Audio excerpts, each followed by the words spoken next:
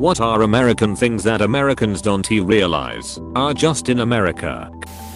Absurdly long election campaigns. In most countries I have been to, election campaigns last a month or two. In the US they seem to go for a full year. In 2015, Canada had its longest election campaign in its history. It lasted a whole 11 weeks. I remember that.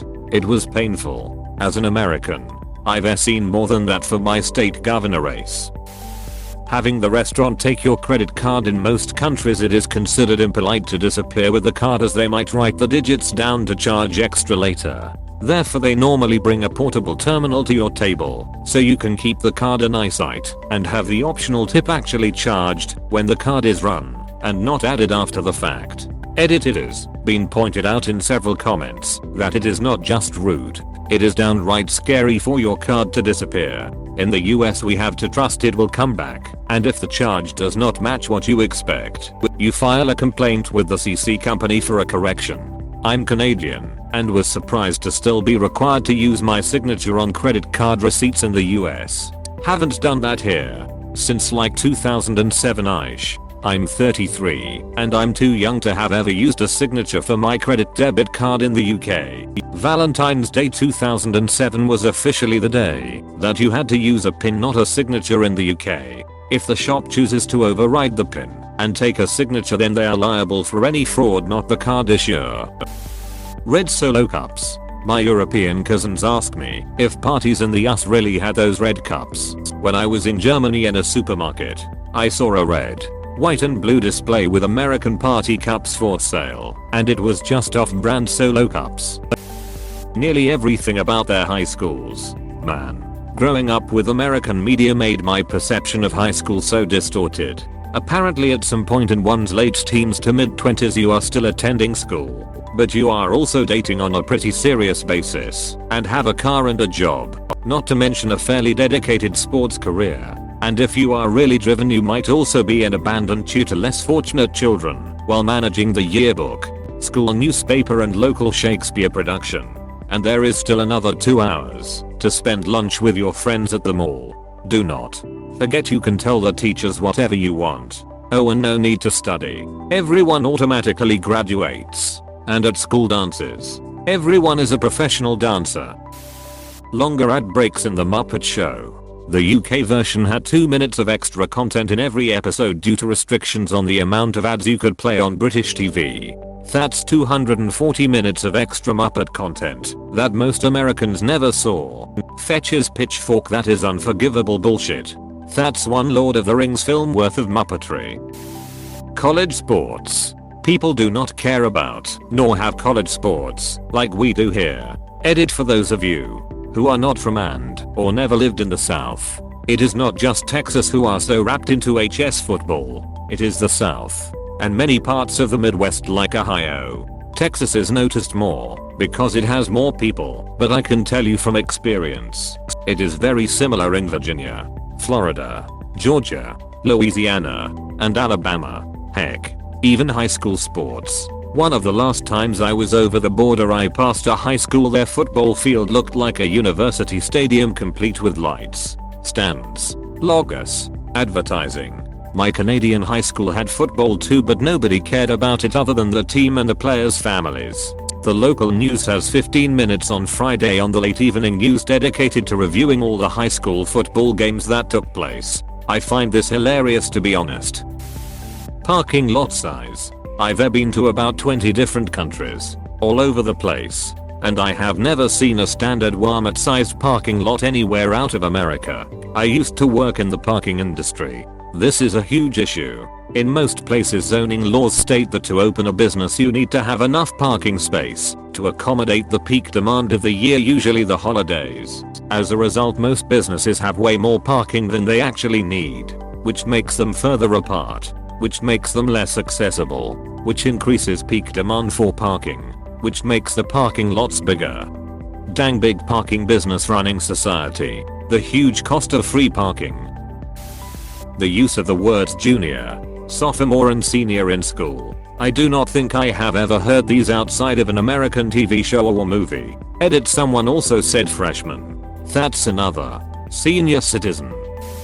Not having a window cleaner. I saw a post blow up when OP from UK was having to defend himself for paying someone to clean his windows, like he would stabbed a baby in the eye. That's so dumb. It is rarely done, and it cost me like 7 quid to have it done. Not like I'm some rich person having others slave away so that I can be lazy. It is a common business. Wow. Going on the current conversion, that's less than $10. I have never looked into it, but I would guess having someone out to clean my windows would run me at least 50, probably more. Window cleaners will have a route of regular customers and will focus on getting more customers along that route, so they do not need to charge a call out fee. Massive gaps on all sides of toilet cubicle doors. Like, why even bother with a door at all when people can see through so easily? That's fair. But man, was it a rude awakening going to Europe and having to pay to use the toilet. Paris was absolutely rank with the smell of wine piss. The worst paid toilet in the world is in Paris. The door opening and closing. Dragging human feces across the floor with every movement. Sopping wet toilet paper on the ground and loo and everything inside dripping wet from the automated spray down. Possibly the most vile thing I have ever witnessed in person. Parisian toilets are terrible to discourage people from having sex in them. I have been told. Apparently it is common for people to visit public toilets for a quickie, a very long quickie, so people who actually need a toilet do not have one available. So a bunch of things are done to discourage this, like the automated spray down and even timed locks, though I think those are rare. The result is people shit on the floor and toss toilet paper everywhere in anger. Or so I have been told by a friend who used to live there and still visit regularly. I have not been in Paris since around 2003. The fuel brand Exxon. Throughout the rest of the world, it is known as Esso. It is only Exxon in the US. Bro, I didn't know that Esso is Exxon. Yeah, they both belong to the same branch of what used to be Standard Oil. Same entity really. Esso is a phonetic spelling of S-O, which stood for, again, Standard Oil. It was changed to Exxon in the US to rebrand or something. I do not know why, to be honest, which is interesting, since I have seen Exxon described as being one of the most evil corporations out there. Now they need to rebrand away from the name Exxon. Unused vacation days. Not just the unused days, but how proud some people can be for having not used them. I have never understood that. I would use every bit of vacation time I got. I have to beg my wife to use hers, though every time she takes a day off she goes back to even more work than if she had not taken time off at all. At least her boss lets her cash out any unused time at the end of the year. Here France vacation days are mandatory. Your boss would force you to take it. The entire 5 weeks. If you do not, they have to pay you those days. They prefer people to just live and come back rested. Not taking your vacation would be seen as a lack of interest of your family if you have one, or just seen as unhealthy. Also, people with kids have the priority for Christmas holidays. More details. Every workers with a 401 contract with no end have 5 paid weeks of holidays. Many cannot take all of them, so they have to be paid, but most can take a lot of it or all of them. A week of work is 35 hours maximum. Many do more, but then those extra hours are more paid or taken as holidays in addition to your vacations. You also have the right, by law, to exceptional day off not included in the 5 weeks. 3 days off if a member of your family die. Up to 7 days if it is your child. If the child is less than 25 yo. 1 day off for your kid's wedding. 3 days off for your wedding. 2 days off if one of your child was just diagnosed with an important health issue. 3 days off per year to take care of your child when she is sick. 5 days if the child is less than 1 yo, or if you have 3 or more under 16 yo. Kids, those are not necessary 3 days straight. So if your child is sick 3 times per in a year, you can take 1 day each time. Then find another solution like grandparents, nanny, etc. 16 weeks off for maternity leave, 6 weeks before delivery and 10 after. 3 days off for the birth of your child. Parents also get 900 euros to help with the arrival of a child, no matter your income. I bought a washing machine and a car seat and saved the last 200 to put on my child bank's account for when I will be 18. 11 off for paternity leave taken when you want, in addition to your 3 days off for a birth. 10 weeks for an adoption, 18 weeks if after the adoption you got 3 kids, 22 if you adopt 2 or more kids at the same time. If you share this time off with your partner you can have 11 more days. In big firms that have their own conventions it can be even more. The first year in a new job, you have those exceptional days, but not the 5 weeks of vacation they are paid. Well, the percentage of it depending how long you worked. Redditors know, but I was not aware we are the only country in New Zealand, possibly Australia, are the only countries with ads for prescription drugs. I have always thought those commercials were odd.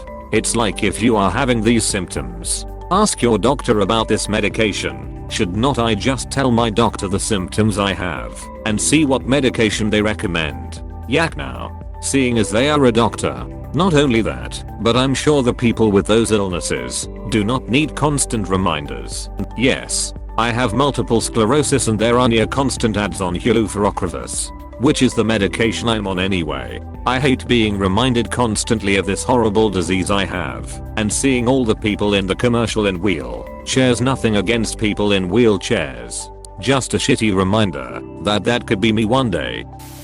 Bumper stickers. They are a lot less common in Europe anyway. Not sure about the rest of the world. Now we have them in Australia too. Just not like political things though. I dunno. I'd argue that those gross duck off we refill stickers you see in the outer suburbs of Australia are somewhat political. The idea of Australia being literally full country is the size of a continent and with a population of 25 meters, mostly living on the coast.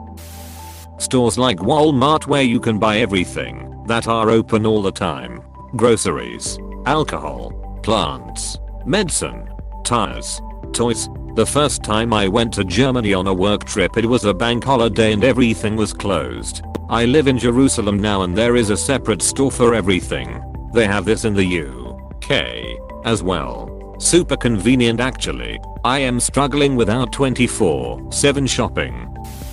Garbage disposal units in sinks. I have been to nearly 20 countries and I have never seen one. We have them in Canada. We call them garborators. Incinerators in Australia. Incinerator is a brand name. I cannot speak for the whole world, but having elections on a weekday seems crazy to me. We do it in the weekend so that people are off work anyway. The last Canadian election was a Monday and I think UK elections are always on a Thursday. But employers have to let you go vote and I have never heard of lining up longer than a couple minutes. Voting is just so easy everywhere else. With the UK it's Thursday because traditionally payday was Friday. So Friday people were in the pub. Saturday hungover and they could not do Sunday due to churches. Voting is super easy here. You can get a postal ballot for no reason to. So a lot of people do it by post. I prefer going in person if possible. And I have never had to personally queue to vote before. There's sometimes a queues, but mostly near a poll open close and almost always at busy polling stations. Tied into your point about pubs, churches, and voting. The view was that a person voting on Thursday would be most likely to vote for the person they wanted to vote for and be less influenced by either the Sunday sermon or by the pub landlord.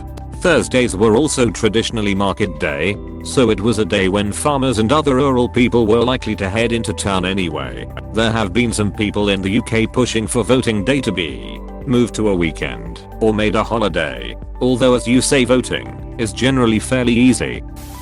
This may be a shot in the dark, but product prices not including tax when they redisplayed. Like if something says it S10 and you only have 10, what S with the surprise tax at the till? I'm glad that is included in pricing by law here in Ireland. Don't need that shit when I'm shopping, especially when VAT has 4 different rates in shops: 23%, 13, 5%, 9% and 0%. Irish too. My maths skills would not cope well with having to work out VAT. Assuming that everyone on the internet is American until proven otherwise. Finally, a fellow American that realizes this. Took me a minute to get that. I saw a post in another subreddit that said just paid off my student loan debt with a medical lawsuit claim. Didn't he need to guess where they were from? That may be the most American sentence I have ever read. Girl Scout cookies. We have Girl Guide cookies in Canada. but in nowhere near as many flavors. I want to say for-profit prison systems. These things are ducked up. If the state does not keep up the prisoner quota, they gotta pay a fine to the company that owns the prison. So this basically makes them try to keep existing prisoners. Sadly, Australia has these too. I think we got the idea from the USA though. Technically Australia is a for-profit prison system. Graham crackers. Remember when I picked up a friend's mother and her friend at the airport? Fresh from the US. One of them was like, they do not have graham crackers here. I'm like, nah mate, we have crackers for everyone. My confusion about these is why people call them graham crackers. Yeah, Americans always be on about graham crackers and Craigslist. Are you telling me that Craigslist and Craigslist are the same thing? Literally being too poor to go to the doctor, but have too much income for any kind of assistance. A single pool of paid time off that you use for both vacation and sick leave, therefore having to forego vacation to keep a bank of leave just in case you get ill. Separate or not, having a limited number of days you are allowed to be sick is messed up. God damn it, John. You broke your leg. You still need to drive the bus, you idiot. Don't you remember you weren't allowed to break your leg? I put myself in a 3-day coma in a snowboard crash about 4 years ago. I woke up on Tuesday, called my boss, and said I probably will not be able to come in this week since I just woke up from a coma. He told me I only have 2 sick days, so I have to take 3 vaca days as well for that week. Tipping as a wage subsidy. Many countries don't have tipping, and those that do generally tip a small amount for good service. Also displayed prices not including taxes or other fees. I'm from the US and worked at an upscale wood-fire pizza restaurant in Australia for a year. I made $25 an hour, but customers would frequently tip me 15%, 25%. I think they thought I expected it. Because of my accent, the kitchen staff loved me because we always split the tips and everyone would walk away with an extra 50 at the end of the night. It was so strange to know I would make a living wage regardless of how busy we were. That you experience that in the world's richest country is what is strange for people from developed countries. All that prom dance tomfoolery. How else could our teenagers participate in organized debauchery? Do not forget societally encourage coitus. I honestly feel like the world could use more societally encouraged coitus. Gender reveal parties. Apparently the person who first had one regrets it. She just liked throwing parties and was like, oh, I could have a fun little family party with this. It was not even about presents. It was just, yay, let us celebrate. Why? Because it is fun. And then it took off in a way she never meant for it to. From what I heard, she threw it because having a baby was a big deal to her. She'd been trying for years with multiple miscarriages. I heard that too, but when I looked it up to confirm, the first 3 links I found said nothing about miscarriages, so I left it out. Thank you for watching. We hope you enjoyed this video. Please subscribe for more videos.